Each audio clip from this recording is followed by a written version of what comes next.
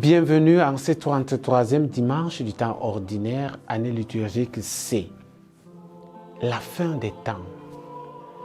La plupart des gens sont tellement préoccupés par la fin des temps. À cause de cela, de nombreux prophètes se sont levés. Certains ont donné des dates précises. Autour de l'année du millénaire 2000, il y a eu tellement de spéculations épidémiques.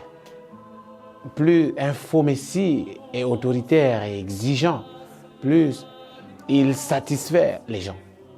Et si ces solutions proposées sont efficaces, dans le domaine social ou politique, il sera encore plus séduisant. Les disciples aussi s'inquiétaient des prédictions sur la fin. Dans notre évangile, ils voulaient avoir un message prophétique sur la destruction du temple. Jésus leur a donné une image prophétique qui y conduit. L'histoire nous dit que cela s'est produit vers l'an 70.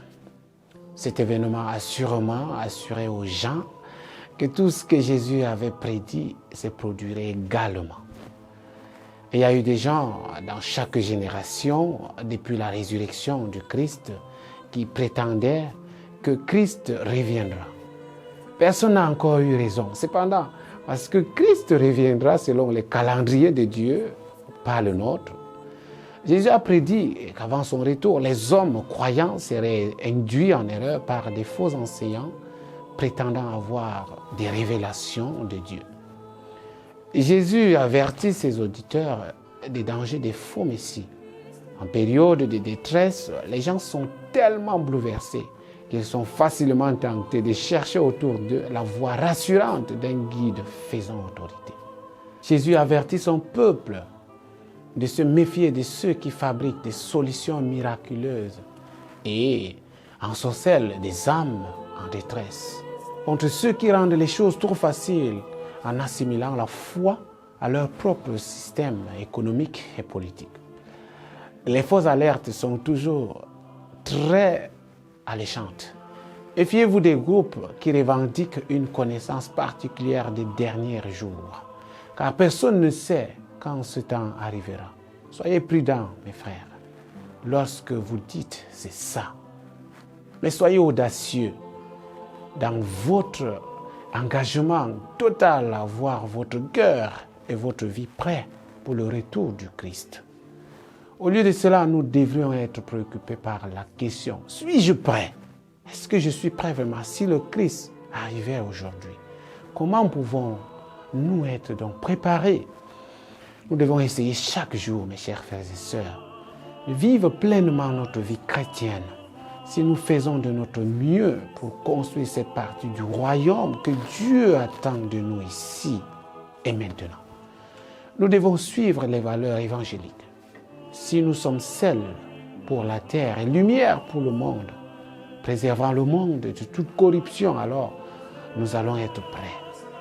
Si nous transmettons aux autres la lumière de la foi que le Christ a déjà allumée et luttons pour la paix et la justice, arrosant quotidiennement la sémence d'amour plantée par le Christ dans nos cœurs.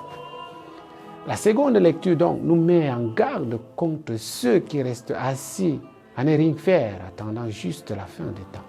Cela signifie que nous devons nous tenir toujours occupés, sans agir comme des fouineurs, travaillant jour et nuit jusqu'à l'épuisement.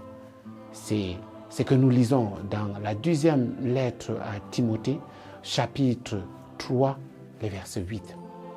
Afin de hâter l'avènement du royaume de Dieu, Malachie, dans son livre, au chapitre 3, le verset 1, nous dit que malgré toutes les tentatives, nous verrons le soleil de la justice se lever pour lui, avec ses rayons de guérison.